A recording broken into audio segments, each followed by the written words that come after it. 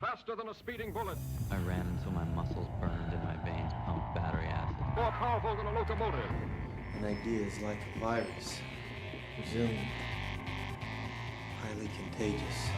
Able to leap tall buildings in a single bound.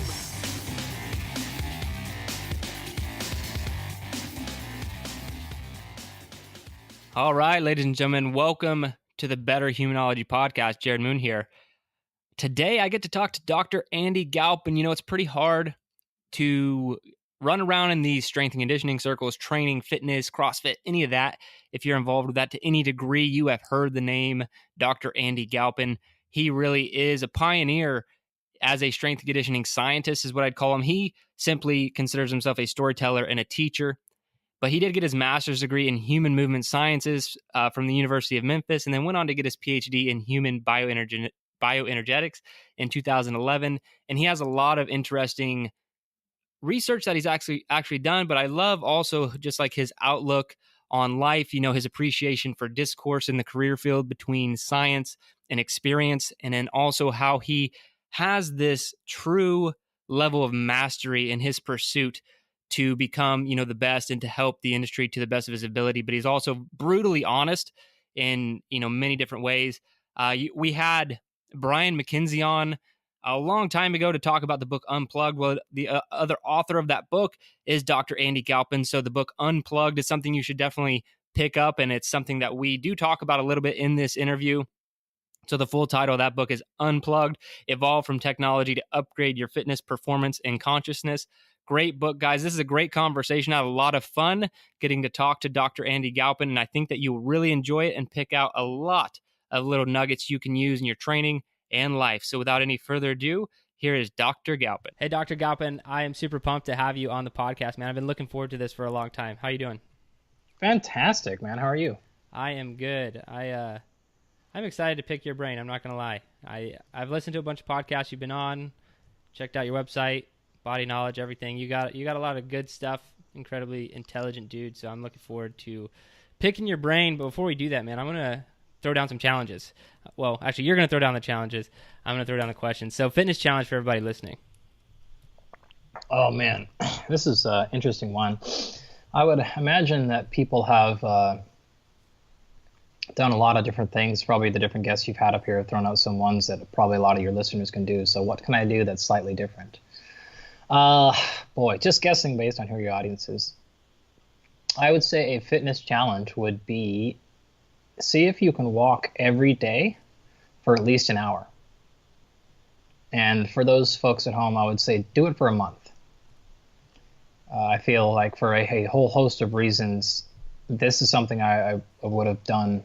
I wish I would have done earlier in life.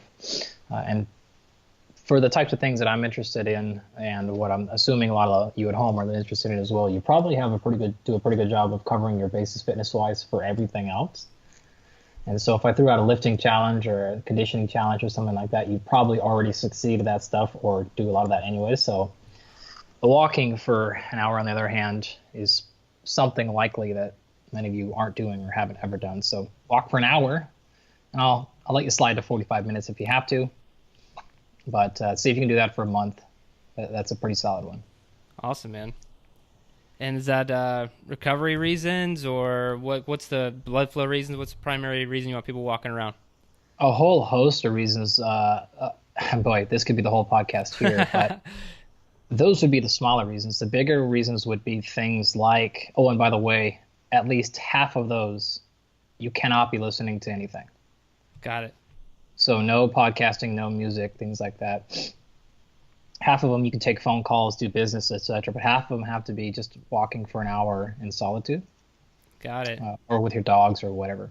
So there's a bunch of physical reasons. Recovery, okay, maybe a little bit. Aerobic capacity, yeah, not much. We'll probably yeah. But really it's about all those other tangential things in life that you probably really need, especially if you can get exposed to the sun a lot. It's just a really good thing. So for a small part performance, but really much bigger stuff from there. Focus, attention span, etc. I like that. So yeah, it's its own form of a better human practice right there. Yeah, bingo. There you go. All right, how about a mental toughness challenge? A mental toughness challenge. Well, the thing that I like, obviously, that it's just gotten very, very popular recently, but I think the ice bath is a very, very, very good one. So if you can find yourself a deep freezer or some extreme cold bath like that, if you've never tried anything like that, it is a very, very, very good challenge, and it's sort of a physical challenge as well. Yeah. The other stuff I would throw out to you for other mental challenges would be things like restricting. I guess what I'm going to do is give you like 3 different challenges, entirely different. That works for me. So, restricting yourself to only checking social media a certain number of times.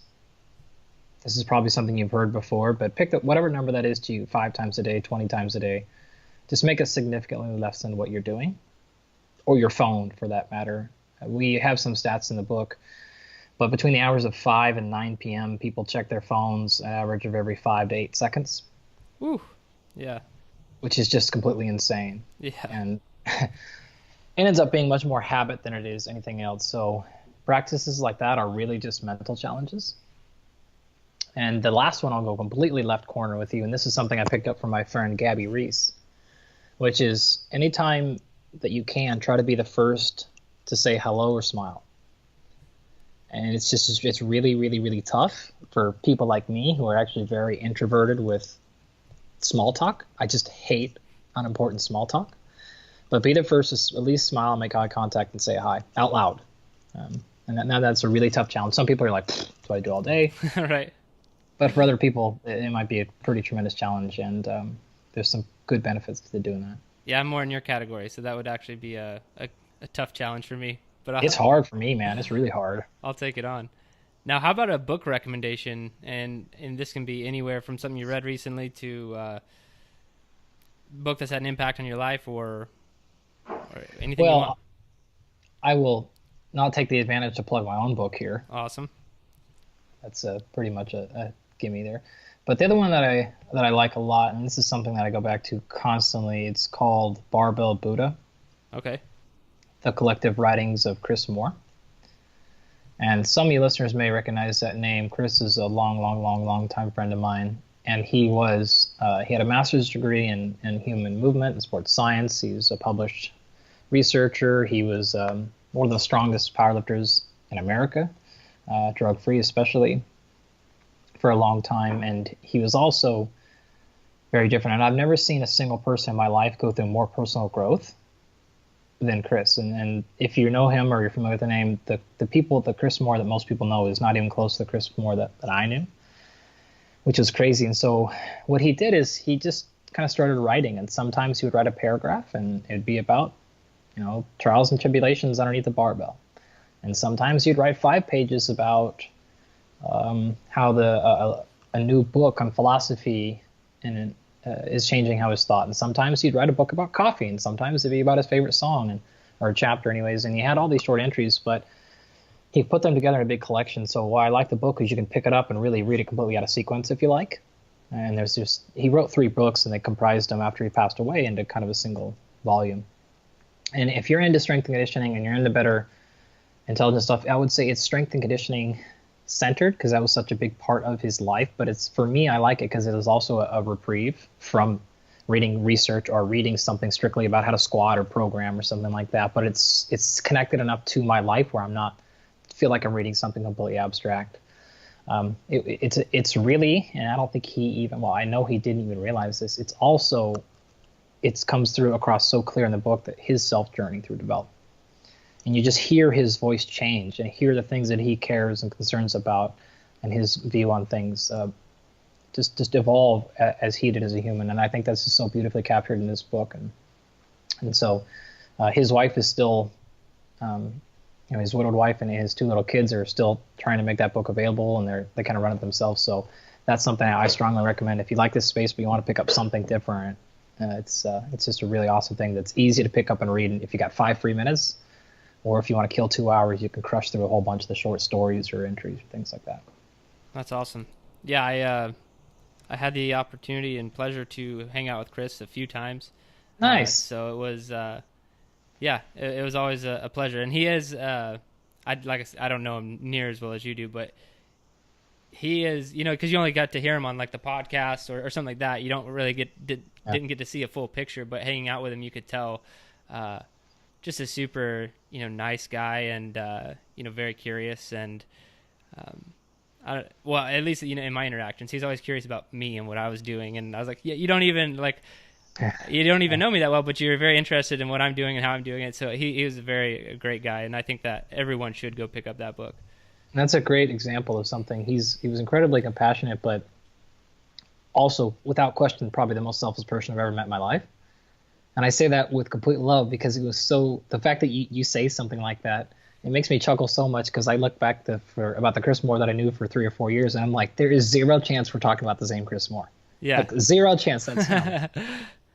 But like the evolution of him was so unbelievable because of things like that. It was not in his nature to do things like that. He just is something that was an act and a practice for sure. So it really warms my heart to hear stories like that because I'm like, yeah, this is the person he became. That's awesome. It was not like that for the first 25 years of his life. Yeah, that's awesome, man. To see someone go through true personal development to where it actually changes you. We can all read the books and meditate for 15 minutes in the morning or whatever, but how many people we actually see change? That's a very difficult thing to do, and so that's cool that you actually saw that full transition.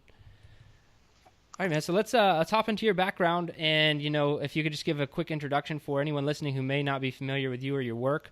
You can go back as far as you'd like to, and kind of bring us up to what you're doing today. Sure. So I have an undergraduate degree in exercise science, and I was a college football player. From there, I left and spent some time working with a guy named Mark Verstegen at a facility in Arizona called Athletes Performance. It's now called Exos, and they used to only train the top-end athletes, and now it's corporate and things like that. But, in the 2000s, it was really the first original place that said, hey, we're going to host and home a whole bunch of professional athletes, and we're going to put 200 Division I football players and Major League Baseball all-stars and all-pros and stuff under one roof. So I spent some time training professional athletes down there, left for a variety of reasons, mostly because working with professional athletes is terrible. Yeah. And I went back to school, got my master's degree at the University of Memphis in human movement sciences. And this is where, of course, I moved in with Chris Moore. So Doug Larson and I, actually from Barbell Shrugged, had done our undergraduate together. So we ended up in Memphis together. This is when we met Mike Bledsoe, and we started Barbell Shrugged, and that whole thing and all that stuff took off.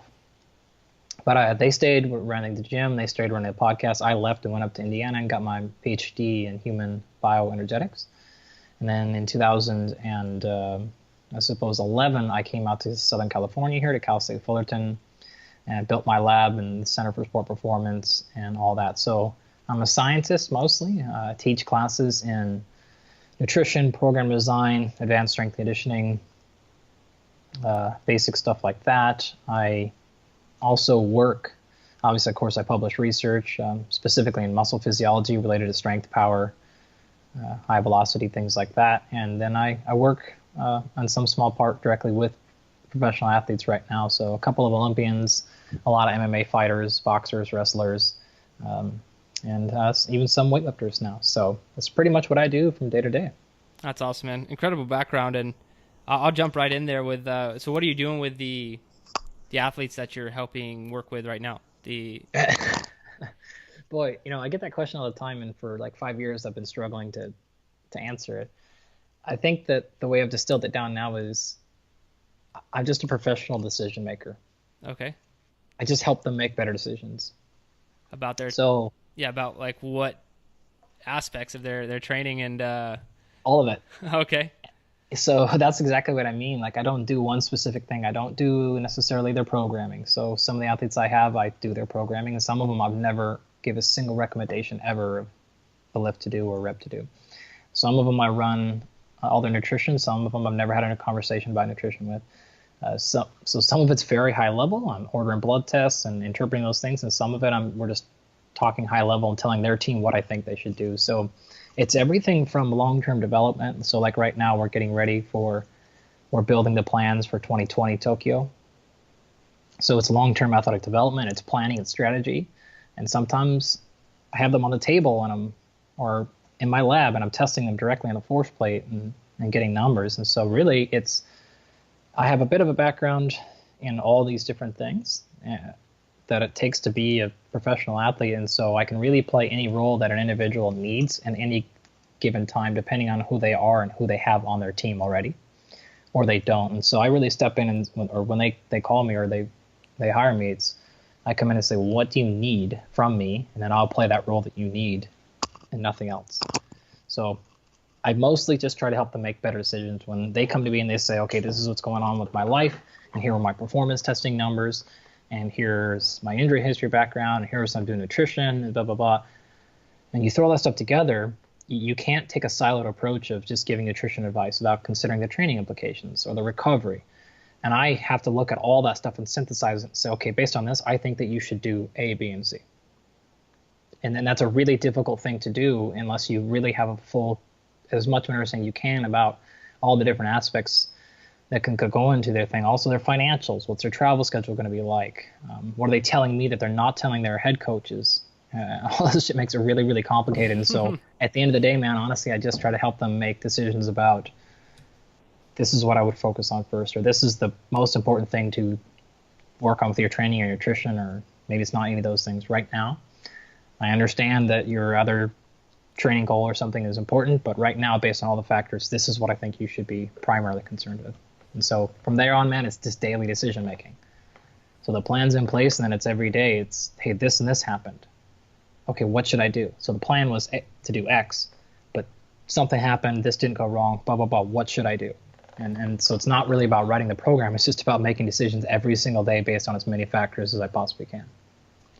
Yeah, and I could see. That probably helps you none at all. But no, it helps me understand, because you said you're primarily a scientist, and it could be easy for most other scientists to just be like, let me just look at the numbers or this, that, and not worry about all these other factors. But that would be a huge disservice to your athlete if you didn't factor in, how much sleep they were getting or, what they were eating or something else. And so you really have to, if you're going to be smart and actually help them get better, you can't just do one thing. You really have to make decisions in a lot of different areas. And so I think that makes a lot of sense. One thing I want to talk about is you said you opened a lab, and I'm very curious about bringing strength and conditioning into the lab, just from my own personal curiosity. Do you ever run into any issues, because you're an athlete yourself, you've worked with a lot of high-end athletes? Do you run into any limitations like inside the lab where you're like, maybe we can't, I don't have any specific examples either,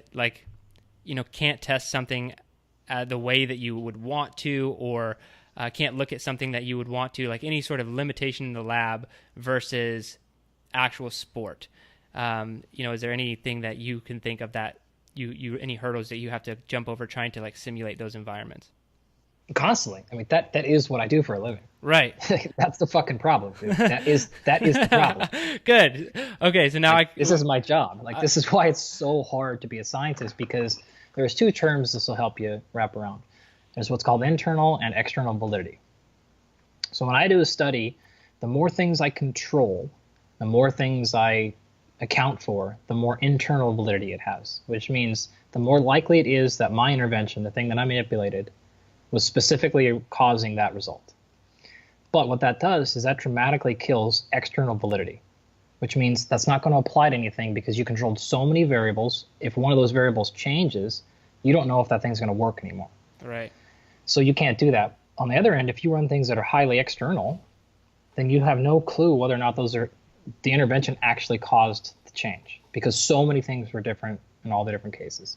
And so you're always, in science, you're going to have a battle of internal versus external validity. And this is really what you're talking about. I mean, there's several of them I could list off that are classic to this field of sports science. I mean, for example, it's very difficult for us to get in athletes in general, especially high-level ones.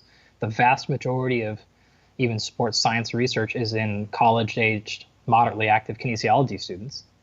Right. Like that's not the same at all as an even moderately successful or Division I athlete, or even a moderately successful weekend warrior is probably training harder, more consistently, longer, stronger, more training years than a 22-year-old who goes to the gym a couple days a week, things like that. And so that is eternally the problem. Getting truly well-trained people is very difficult. And what makes it specifically impossible is if you get somebody that is at that high of a level, how can you possibly do an intervention on them? In other words, change something. They're not going to let you. Right. Like there's no way you can manipulate something. They're not going to let you. So it's this catch-22 of, oh yeah, we should do more research on elite people. But I'm like, okay, well then who's volunteering for those studies? Who wants to volunteer where I put for 12 weeks through a different type of squatting routine than another group?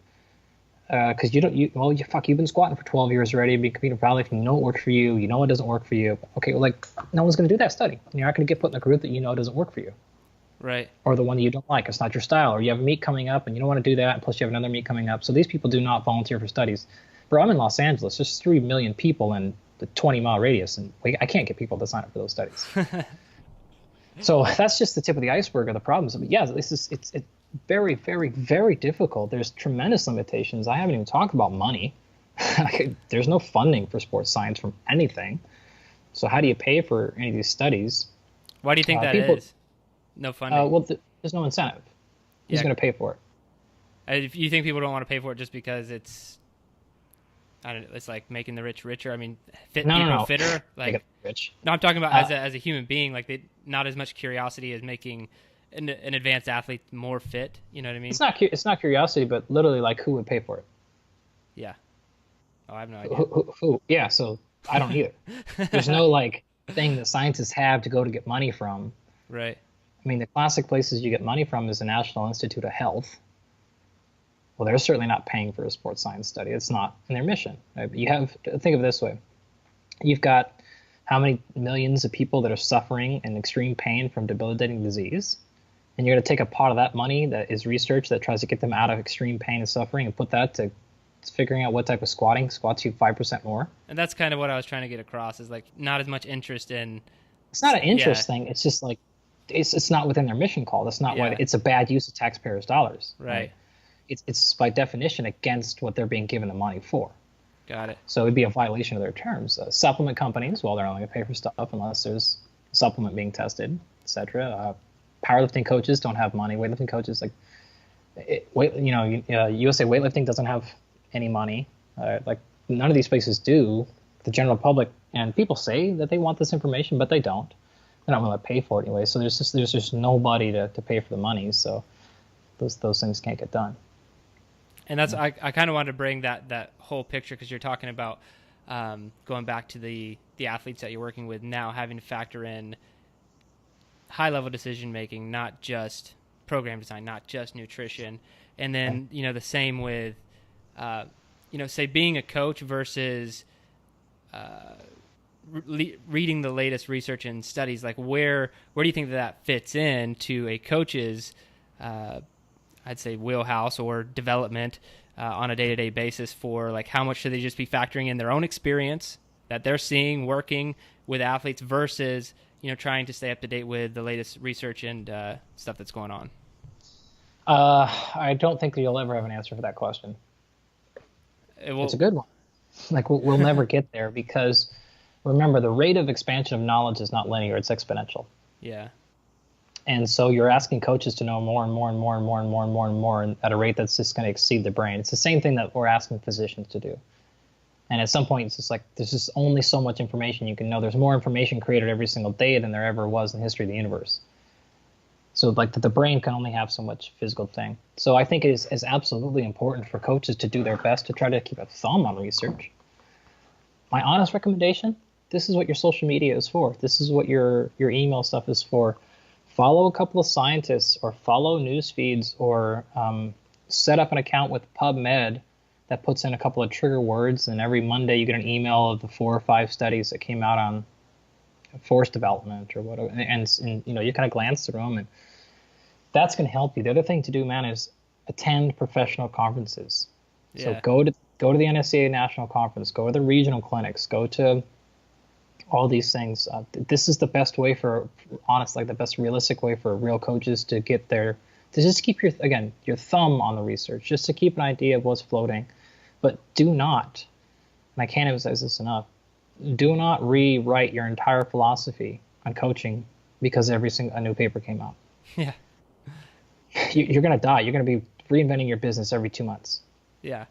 So lean heavily on your expertise. And this is why coaching, I mean, takes decades to really become a strong coach, because you have to go through the numbers at that point. I would say get mentors, track things diligently with yourself, be a true craftsman in your own practice, and then, 5-10% of the time, keep your information on more research. But no more than that is sufficient. And if you go to these big conferences and get, like the strength and conditioning journal, and just, flip through it just to see, keep your eye on what's kind of happening a lot, and then kind of be willing to adjust. But it's just too much. Like, it's going to be way too much for the average person. You're just going to get swallowed in it, and you'll be led down the wrong direction. Because the thing you got to be careful of is one study does not mean much. Yeah. Don't change your philosophy or all the way you do things because of one study. You want to see, like, okay, 3, 4, 5, 6, 10. And the best example I can give you is maybe hypertrophy. And so that is the one training variable that over the last, fat loss too, 10 years, significant research has come out that really, I think, has cemented the fact that we need to change the general guidelines for training prescription for hypertrophy.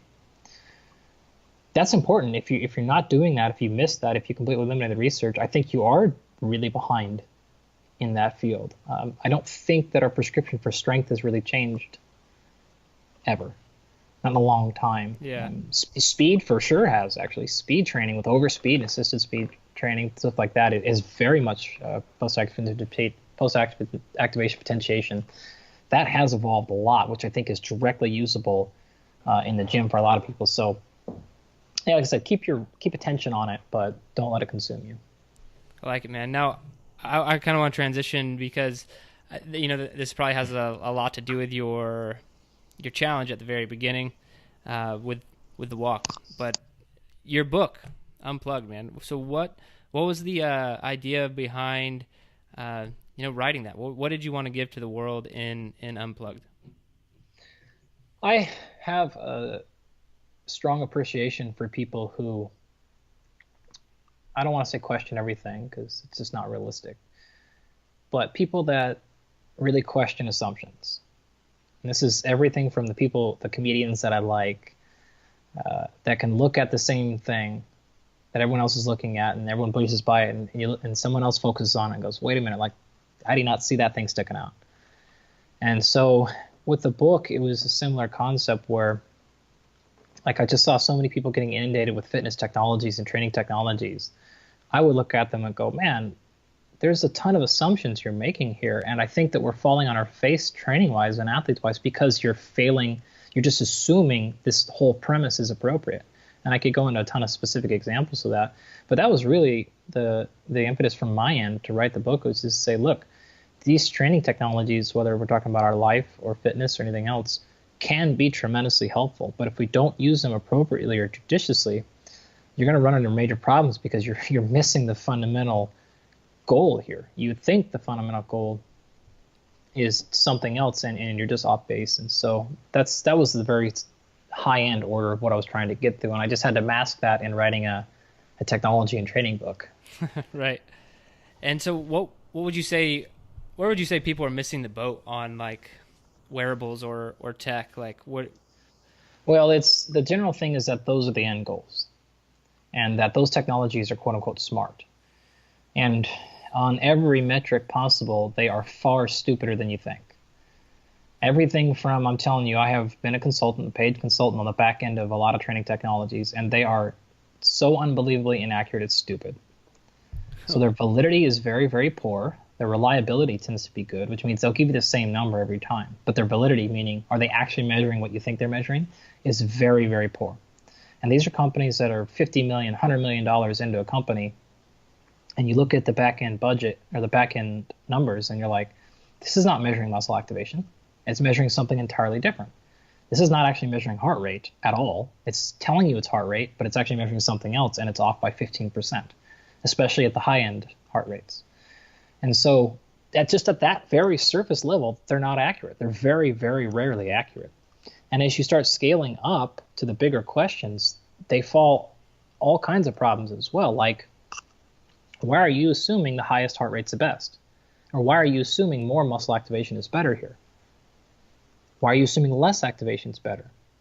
That's the problem. So we give examples like, okay, there's a tennis racket that can measure how fast you swing. And it can measure where on the racket the ball was struck and the speed of the ball, the rotation of the ball, the spin of the ball. And so what this ends up doing is it takes 20 or 30 years of coaching eye and devolves it all the way down to a single metric. And then it says this is good or this is bad. But it has no context at all. And so it doesn't understand, well, yeah, my speed was down this match because actually I was saving my gas because I have a more difficult opponent later in the bracket. But that would have actually scored you that said poor. Or, hey, the wind picked up. The wind was in my face this side. So, of course, my ball speed went down. Or I was tired from yesterday. Or this is a phase when I'm not trying to maximize ball speed. I'm trying to actually place the ball because I was down points and I was faulting a lot. Whatever, like 1,000 scenarios I could make up that all of these things, all these metrics simply do is funnel things down to a number and put it on a scale of 1 to 10, red to green. And you think green is better all the time, and it's not. Sometimes, actually, the more shit on the metric, the better you're doing as a coach. You have to understand what the goal is. Right? Are you trying to adapt? Are you trying to induce adaptation? Are you trying to optimize for the now? And so a lot of these fitness technologies don't do that. They don't provide context. And if you come up as a coach and you're relying upon these technologies to tell you whether you're doing good, bad, yes or no, you're going to have a real problem because you don't understand what you're actually trying to do. And there's a lot of assumptions these companies put in the back end behind it that when we start thinking in the broader context of human performance, those assumptions fail left and right. And so what would your recommendation be in using, wearable, even if, if it's not going to be accurate? Obviously. Well, I wrote a whole book about that. Well, yeah, and people should go read it. That's the recommendation. That is the recommendation. The easiest way I can give this to you, man, is use technology. There's 5 or 6 or 7 or 8 things that technology is good for, and use them for those purposes. Do not use them for the other purposes. And I'll certainly give you some basic advice, which is don't let the technology drive the decision making. Use it to be a piece of your puzzle. Right, but it in and of itself is not the infallible deity. Okay, that's still your brain. You still have to think about. It's just like what we talked about at the very beginning, right? I'm trying to run these really complicated conversions and arithmetics and algorithms in my head when I'm working with my athletes, and I will use technology as a piece, but I'm still running that algorithm in my head. I'm the one that's factoring all that stuff in. Even the artificial intelligence, because I know that there's some training technologies coming out that have artificial intelligence, and I'm actually working on building one. Those things are still flawed by this fundamental problem at the very beginning, which is the outcome goal. And I could get into that more specifically later if you want, but just to finish the point here. And so what you want to do is use them, technologies, as a piece of the puzzle, but you don't want those things to be mastery. The goal of any training should be to increase self-reliance, not self-dependence. Example I'll give you, let's say you're using your phone and you're using Dartfish or a Movement Coach's Eye app, and you want to improve somebody's squat quality. All right, great. Well, if you use that app and you have it on feedback on a screen and they can see live real-time action of what's happening with their squat technique, and let's say you're wearing some clothing that'll give you real-time readouts on the screen of which muscles you're activating. Well, this is fantastic, right? And if you have somebody in there where you're trying to get them to use their glutes more, unless they're quads and they're squatting or whatever, and they can see that real time, they're going to use their glutes so much faster than if you're just telling them, right? Right. So that visual cue is unbelievably helpful. Awesome. Okay, but that's not the end goal. The end goal is not to get them to be able to squat and maximize their glutes when they're staring at the screen, because that's not usable. It's not usable when they then leave and go for a walk. That's not usable when they're squatting and it gets heavy, or when they get tired, or certainly when they're in sport. It's not usable because they didn't master that. They only mastered how to do it with a visual feedback. And so if you stopped right there, you would now become reliant on that technology. Right. That's good. That's step one. Just go the next step, which is, okay, now let's see if we can remove the technology. And let's say if we can piece it together so that that person can be self-dependent and they can squat down and go, yeah, what happened on that squat? Yeah, I got a little forward leaning, my quads got it going too much, and I didn't get my glutes going. They should eventually, and I just went sort of 3 or 4 steps, but they should eventually be able to get to the end of step, which is not only not need the technology, but also be able to self-identify the problem based on feel. And then the last step is self-correct. I know what happened. I know what went wrong because I felt this. Now I know exactly what to do to fix it. I don't even need you to tell me. So the more we can internalize and go by feel, where we are now self-reliant, not self-dependent on the technology, that should be the outcome goal of all these training technologies. So I would generally say use the shit out of them to help you through those early stages. But that's not where you stop. If you do, you're making yourself worse for the wear. And that's just some of the examples of how technology can lead you wrong, and a bunch of other ways. So that's some of the very basics of how to use them. Awesome, man. I do appreciate that. As we did have Brian on when the book first came out, and he actually sent me a copy, and so I did read it, but I wanted to get your take on it as well, to see. Well, it's actually funny, man, because if you do that, if you ask the same question, you're going to get completely different responses, I'm sure. Yeah, no, I mean, it's pretty similar, to be honest. Not crazy different. I asked him, I wanted to know what he thought the real purpose of having one was, and, kind of similar there. Now, I kind of want to shift gears again, though, and so how long have you been into, academia, starting your undergrad to now?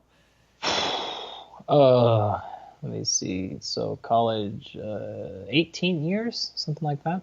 Nice. So 18 years, that, incredible amount of information, knowledge, new research that you've done, not just like read about. So like, what's one of the biggest things you probably learned, I don't know, in your undergrad that you've either changed your mind on or just feel like has changed completely?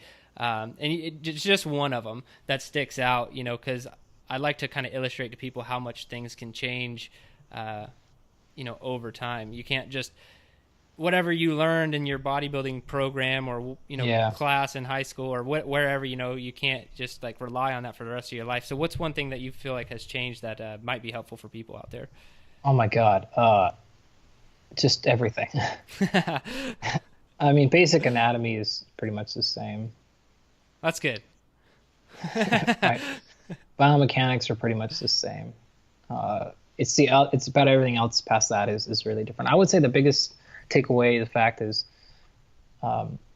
inter-individual variability is generally greater, or inter and intra, than group-to-group differences. So what I mean are things when we say, okay, it looks like women have more slow twitch fibers than men. Okay, therefore, also it looks like women need more volume than men need, and women recover from training faster, so they don't need as much of a back off. Okay, some of that has been supported scientifically, some of it has been refuted scientifically, but let's just say that that's understood.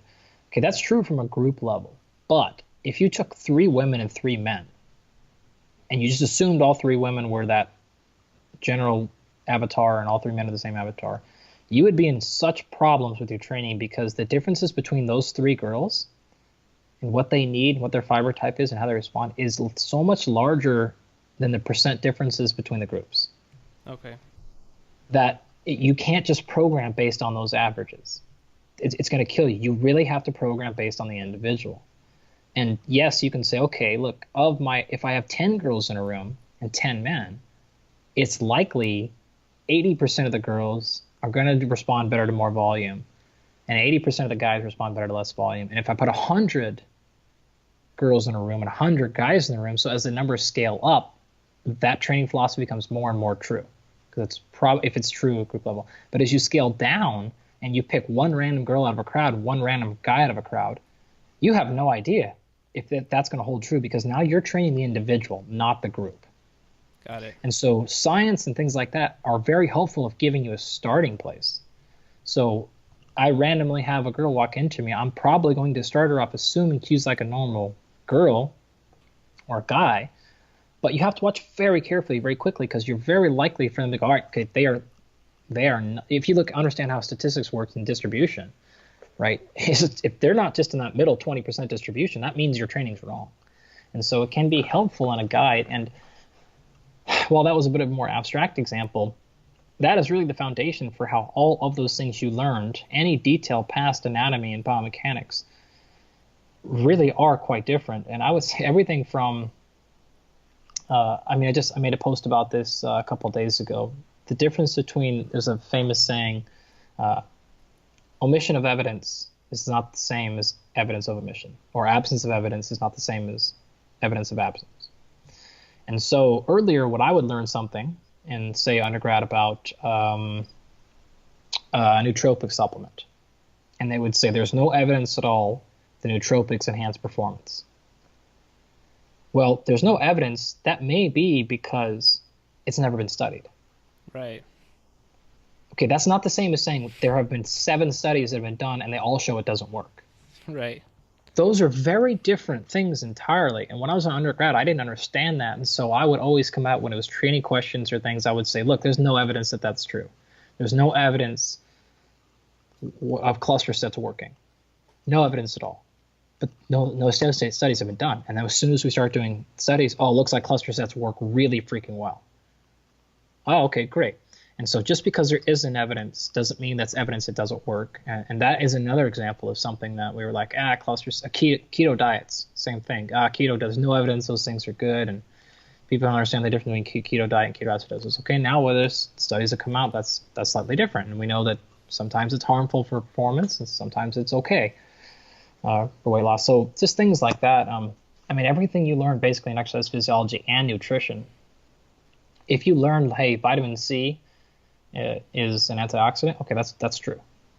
But if you learn the role in vitamin C in a diet with an athlete, okay. And as we talked about earlier in the program, there have been so few studies that have been done with people that train, like the people listening, and for professional athletes, that almost nothing is guaranteed to cross over or not.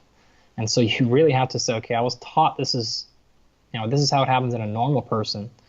Maybe true, but all hell might break loose if this is an athlete. So, I don't know what other specific examples I can give you, but the list would go on and on and on, man. That helps, and that's kind of the conclusion I've drawn myself, just in coaching over the years, primarily through nutrition, because I've just seen that one so many times where, early on in my coaching career, I thought like this was like a good nutrition guideline that would help just about anybody. And then you start working with people individually and you're like, oh, okay, higher carbohydrate worked for you, but lower carbohydrate worked for you. And, you just see all of these like different changes in nutrition, especially. I feel like it's frustrating to tell people that, like maybe people listening, like you just have to find out what works for you. But it's so true. Like you have to go find out what works for you, because that's why I don't really take a stance on nutrition anymore, like this being the right and wrong way. I mean, there are definitely no. You have to leave that entirely, man. That day's long gone. Yeah, you have to look at the individual, the person, what you're doing, and like you were talking about at the beginning. How are you sleeping? How much stress is in your life? How are you recovering from workouts? What's your age? A lot of different things that you could factor in. And so, I definitely have seen that in my own experiences. Individualized stuff versus group. You can't really do that. Now, as someone who publishes information and puts a lot of information out there, how do you feel that fits in with this individual versus group mentality? So that's a really good thing. One of the things that my lab has been very focused on, and we are pretty rare, but I can tell you unequivocally, the tide is completely changing. And that is, I think it's going to be not only acceptable, but it will be mandatory for all studies to include all individual data. Okay. This is a huge step forward. So actually, when I was first coming up, not only did you not have to, but it was unacceptable to do so. So way back in the 40s, 50s, and 60s, it was almost a part of every single paper. They would always report the individual data and the group data. And then for some reason, that was like, we don't need to see that. That's unimportant. It takes up too much space. Print is too expensive, etc. They were trying to reduce size. It went away and they couldn't do it. Well, people pushed so hard, and we've pushed so hard, and now with everything being electronics, it's like, well, why not? Why can't you include a huge database? Put it all up there. And this is how I think we change science, not how it's just very exactly how you change science, and you improve the accuracies, because you can then look. And the other thing that the NIH is doing a good job of is they're making And a lot of the stuff, those databases have to be open access to people. So you can get in there and I can run the stats on your study. I can look at your data and go, oh, hey, by the way, what I noticed this trend here between these groups that responded higher and these groups responded lower, and et cetera. There's a big movement within the government now with what's called precision medicine, which is basically individualized medicine. And we have to start taking this. You have a very, very hard time getting a federal grant for anything health nutrition related if you're not including these very specific individual analyses. And one of the biggest, hottest things out there are what they're called high responders versus low responders. And this is making huge waves. I think it's a stupid approach because basically what you're doing is you're taking a group of 10 people and you're saying, okay, who are the 5 best responders and who are the 5 lowest responders? And you put them into 2 categories and then you sort of look at differences. But I think that's just, well, why do that? Why not just go to the next step, which is just treat them all individually? Like, why are you arbitrarily making 2 groups? Like, Right. This doesn't make any sense, right? Like, Split them in everyone's half, just- and like Yeah. number 5 and number 6 are pretty close, but they're in different groups. Right. Yeah. Or like, why don't you do 3 groups, like no responders, so it's just arbitrary. I think it doesn't make any sense. But with our ability to have these software programs that can handle big data sets and they can run big stats and we can house it online, which is way easier and storage space is there, we're at the beginning of a turning point, no question. And it's going to be really, really, really cool. But you just have to keep pushing people to report the individual data. I want to see all the people's stuff. And it kind of sucks as a scientist because anyone that knows anything behind the scenes is, it's just like coaching, I guess, is like all you see is the end product, the final group number. But what you don't see is this like, okay, fuck, 3 people got 10% stronger. 1 person didn't change at all. One person got 18% weaker. What the hell happened there? 1 person got 33% strong. And then you're like, you look at it as a coach and you're like, this is not a training program. The numbers are all over the place. What the hell happened here? But then the group average was a solid 22%. You're like, it gets dirty and you lose confidence a lot, and it sucks because you're like, like we put some guy through a 12-week training program and somehow he lost 4% muscle size. God. It sucks, but so you open yourself up to a lot of variability because there's a lot more variability in the measurements than these people think. It's just not as, science is not nearly as clean as we think it is, but that's part of what it is. It's like, we need to show what's actually going on and start teasing out individual effects like this and start taking more care for the other factors. So in all of our studies, we record and track their diet, their sleep, we record and track their hydration. These are standard things that would never be done in a study. We even record things like now CBD oil usage, prescription other drugs, creams, like what do you do, supplement. We go extensively in that area to try to find conclusions. And I can actually give you a really good example of a study that we just published where this shines. This example shines really well if you want, but that's really the answer. Quite honestly, it's like we have to just start treating these people individually. I mean, I'd love to hop into that example. Okay, so this is published in ACSM's Medicine, Science, and Sports and Exercise a couple months ago. So what we did is we wanted to try to integrate biomechanics, strength and conditioning, and muscle physiology. And so what we wanted to look at is asymmetries between the left and right leg.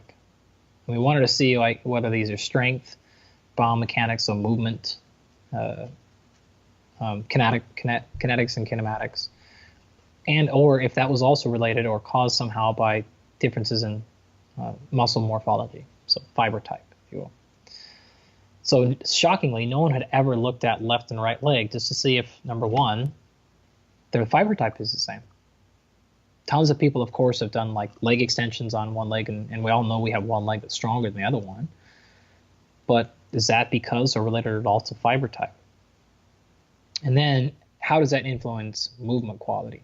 So what we did is we had people do max strength testing on each leg, and then we had them stand on a box, step off the box, land on 2 separate force plates, so one with their right leg, one on their left leg.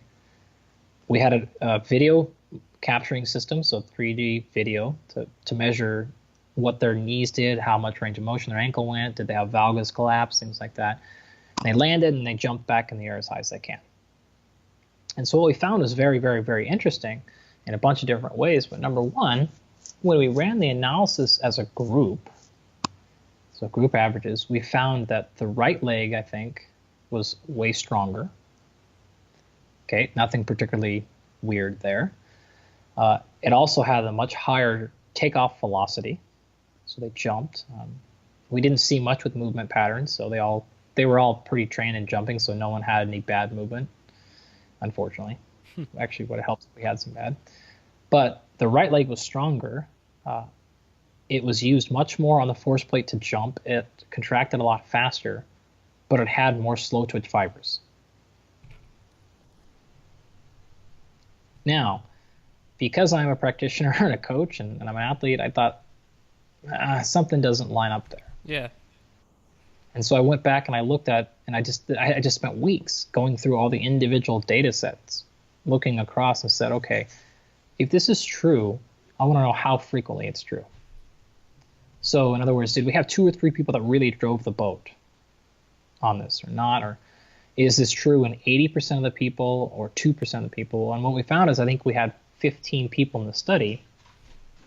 And that actual finding, in other words, the amount of people that had a right leg that was actually stronger, that jumped faster on the right leg and had more slow twitch fibers in the right leg, was actually only 2 people.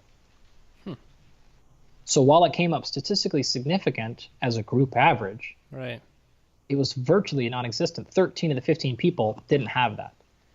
It just, the numbers happened to, it wasn't because those 2 people were super high, like the numbers weren't really high. It's just the way all the different variables landed, it shook up and the numbers came that way.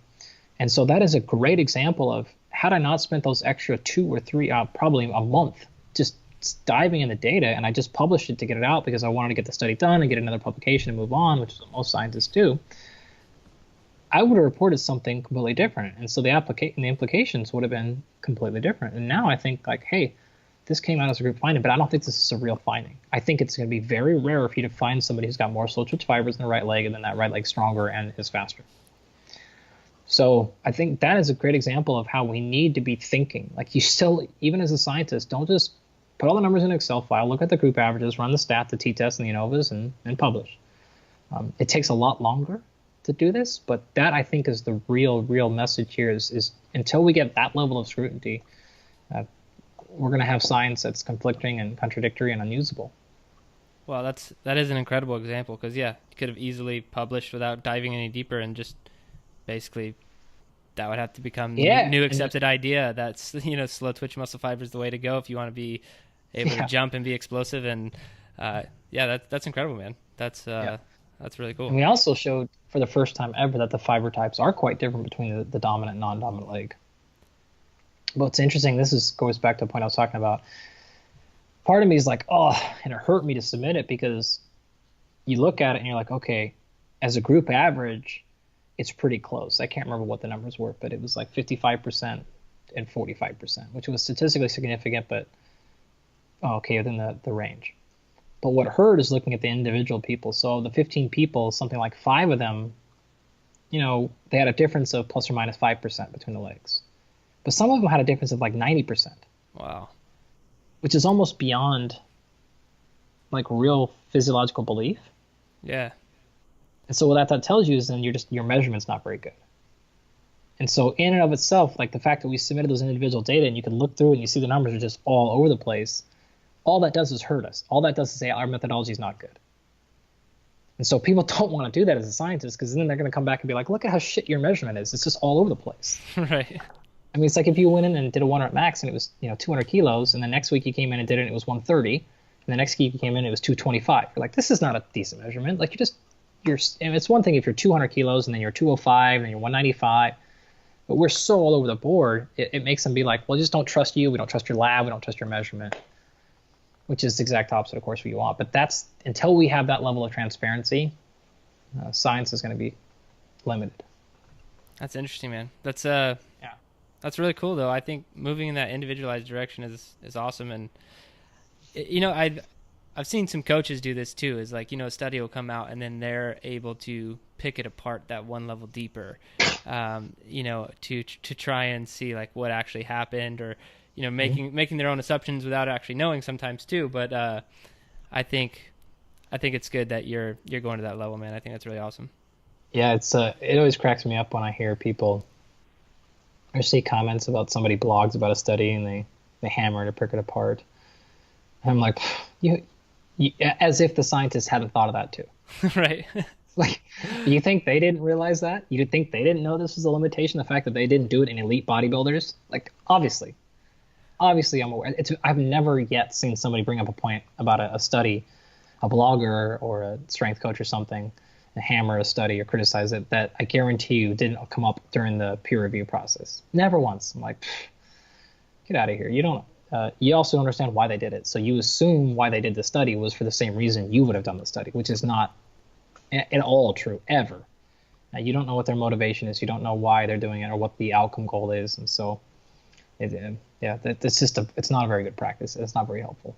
No, can't we all just get along? I mean, we're all we're all trying to move people in the right direction. Right? I would say that don't want to sound like I'm demeaning, because I'm actually massively for a major proponent of discourse. Yeah. This is for sure how we move forward. Has to be, yeah. Just not discourse that fails on a whole bunch of assumptions. Yeah.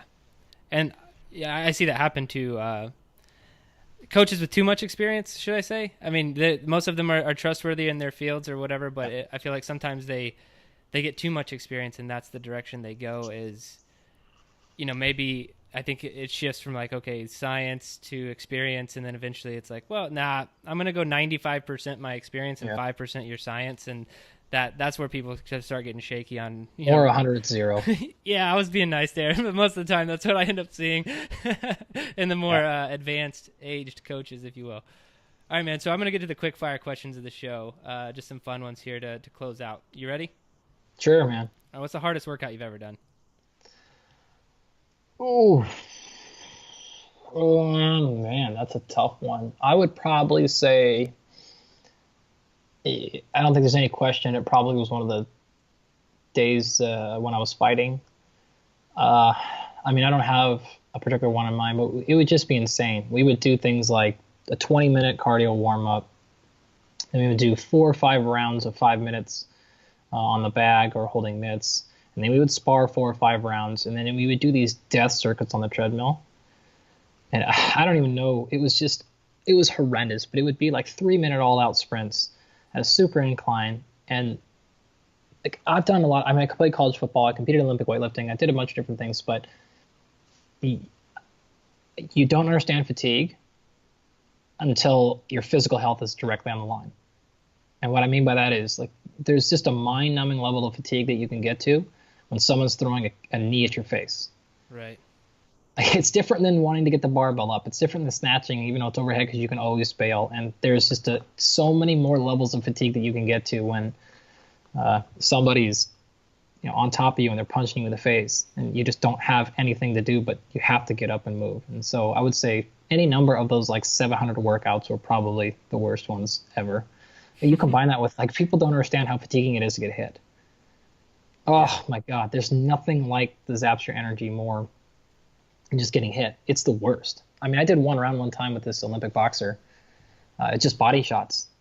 Like, you don't have any idea how 5 minutes of getting punched in the body.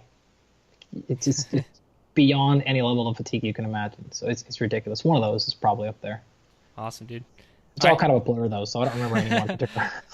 Most of the MMA type workouts, wrestling in general, or I'd say in wrestling workouts are just brutal.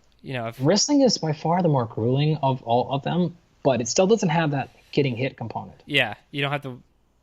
Yeah, there's no. Your skull's not going to get fractured if you don't throw up your hands. When you combine grappling with getting punched, you have the physical toll of getting hit and getting kneed, as well as the self-preservation, and it's just like game is over, man. So like, you combine grappling with even just like body punches and knees and takedowns and body punches and stuff. Like, that's it, buddy. That's it. I mean, in your opinion, what's the best activity for building mental toughness? Anything that you don't want to do. I love it. Simple too. All right. If you could only have one piece of equipment to train with for the rest of your life, what would it be? I mean, obviously my gut reaction is a barbell there. I'm trying to think if there's something more eloquent than that, but I mean, it depends on how nitpicky with the question you want to get. If I can add plates to the barbell, then Yeah, you can definitely have plates. It's like a yeah. okay. Because if not, I'm like, a kettlebell or something that's pretty awesome.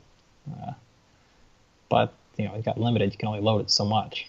Right. So I would say my answer would be endless dumbbells that I could change from 5 to 500 pounds. All right. So like So it's a totally cheating answer. like a but- crazy Bowflex power bar thing, where you can switch them all out or whatever. Yeah, but I got to be able to load it more than 90 Right, pounds. more than like some crazy one I've never even seen before. That'd be Yeah. awesome. There you go. New business idea. You're All right. welcome. The question of the show: what is the best advice you have for becoming a better human? 100% open-ended here. There's a lot of things that I use to answer this question with. But I would say a couple of ones. I'm hearing more push for this, and I'm just very fortunate that I was raised like this, so I don't have to learn this lesson in adulthood. But the biggest thing is taking responsibility, I think. People are talking about this from a bunch of different circles, and that's fantastic. But I think that is the answer to like 97% of our world problems is, yes, it probably wasn't your fault, but that doesn't mean it's not your responsibility to fix. And it's probably was your fault far, far, far, far, far, far, far more often than we admit. But there are definitely some things that are not people's fault, and the world's not completely fair. But that doesn't necessarily mean it's not your responsibility to get out of it and fix it. And I think that is the biggest thing. The other ones I throw out often are Dweck's scarcity versus abundance mentality. I think is just rock solid and on point. And akin to that, just being a knower versus a learner. Those are the biggest things. So in reality those are all three stones by the same name, or a different name anyways. Because when you dive into what those things mean, when you take responsibility, that is a knower, a learner mentality. Yeah. If you take a learner mentality, you're taking responsibility for these things. So you're assuming that when you hear presented with new information, your gut is, instead of saying that's wrong, your gut is now, shit, I missed something. All that is taking responsibility. I'm saying, like, it's possible I don't know all things in the whole world, so I will take personal responsibility for something I don't know and then go fix that. It's the same thing cut a different slice, like I said. So those are the ones I think are the most, and I have used those extensively, I would say even in the last 3 years, that have made huge impacts with how I treat science, with how I treat athletes, with how I do podcasts. I mean, the way that the answers I gave in the podcast now are eternally different from how I gave them three years ago for a lot of those things. I am much, much, much, much, much more likely to be like, I don't know. Just kind of back to your undergrad question, man. As an undergrad, if you'd had me on podcast, there's 1,000 things I would have told you that don't work. Right. And now, like, I mean, I would have told you St. John's wort is a complete hoax. I would have told you all these things are garbage, or mushrooms, adaptogens are bullshit, blah, blah, blah. Now I'm like, I didn't know that. I just assumed that was just a complete assumption on my part. There's no, and now not only do they work, in some cases, they can be extremely effective for a lot of different things. So, but it's the same responsibility as saying, like when some things posed with, I don't know about that, just taking the responsibility of selling. I mean, I just did this morning with an athlete of mine where he texted me, he's like, hey man, what do you recommend for daily dosage of CBD oil? And I'm like, actually, dude, my position on CBD oil in the last year has completely changed. A year ago, I would have said there's no good evidence here. Now, the evidence is really, really compelling. And I've had a ton of athletes use it with tremendous success. But I had to answer him, dude, I don't know. I haven't studied this enough. Like, I don't know what to tell you with how much to take. I'm convinced enough now to say I think this is a good idea, and this is something we should explore scientifically and as athletes. But I don't know, man. Like, I'm gonna have to go look. I don't know what the best amount of CBD oil is, and that's really, really, really hard for coaches early in their career to answer. I don't know, but I mean, you're thinking like, this dude's paying me to know. Yeah. But like I said, man, with the way that knowledge is expanding, you just can't know everything. And as much as I'm published in these areas, I'm like, I can't keep up with it all. And I had to tell them, like, I don't know, I had to text all my old hippie weed friends and be like, all right, how much CBD oil do we take? And then Bledsoe gives me a 400-page list and tries to get him to do ayahuasca. I'm like, stop. Just wants to take some fucking CBD oil for his fight next week. Like, that's it. This is the path you need to go. Jesus, god damn it. We're not going to do peyote tomorrow. Just knock it off. Oh, that's awesome. But man, Poison shit. So I couldn't agree with you more, man. I think you just defined, my opinion as well, one of the best type of human, or at least the human I want to be around, hang out with, is a learner who takes ownership. And that big one that you hit, abundance mindset, that's hard. Like, I don't know, like I was not born with an abundance mindset. It's something I've had to work on, and it's still a huge struggle for me on a daily basis. But man, that is a huge one right there. I think hanging out with people who have an abundance mindset is just like a breath of fresh air, and it really helps you better enable that in yourself. But it is, dude, it's super hard for me to hang out with my family. Yeah, because they're still like, I mean, it's same with you, man. Like I grew up on food stamps my whole life, and it was just scarcity, and it's now, I mean, like, they come down. Most of my family was in town the last couple of weeks to see the baby and all that. And it's like we go to a restaurant, whatever, and they're trying to get extra ketchup packages to take home. And right. I'm like, stop. Because then you open up your drawer and it's full of old condiment and you have shit everywhere and your house is everywhere. I'm like, it's not worth the mental energy here. And so just like trying to get them to work through things like that and just, oh, I can do this. And no, like, you have to think about your mental well-being above saving another dollar, because we're not that poor anymore. So, and that's just a very small example of scarcity mentality. Of course, the bigger things are hard, but yeah, it's very difficult. That's very much how I grew up, was with that as well. I'm actually thankful for the strength conditioning community, because I think as a whole, it does a very good job of being abundant with its knowledge. Yeah. If you go and shadow somebody, most people will tell you their system. They're not having that scarcity mentality. Like, no, if I tell somebody else my stuff, they're going to take it and open up another gym. Like, most people in this field don't worry about that too much. And also, and that's been like that for as long as I've been around the field, for 20 years. So I'm thankful that the field operates generally abundant. You just have to make sure yourself, you're operating with scarcity, or with abundance, not scarcity. Awesome, man. Well, I really appreciate your time today. If people want to learn more about you and what you're doing, where should they go to check out your stuff? Well, I'm out there, man. The website, andygalpin.com, up on YouTube as well, so you can watch any of my lecture videos up there. So I try to take as much of my lectures from my classes and put them up on my YouTube for free. So it's out there. The social media, it's, Andy Galpin is pretty easy to find. Instagram is probably where I'm most active, and Twitter. If you like to get direct links to the studies and stuff like that, those are always up on my Twitter. But if you just, want to check out pictures of my dogs or something, it's almost always sciencey stuff on Instagram. So those are up there. Facebook, of course. Okay, awesome. Well, we'll link to all that in the show notes where people can check out more. Well, it's been a blast, and I really do appreciate your time. Thanks for being on the Better Humanology podcast. My pleasure.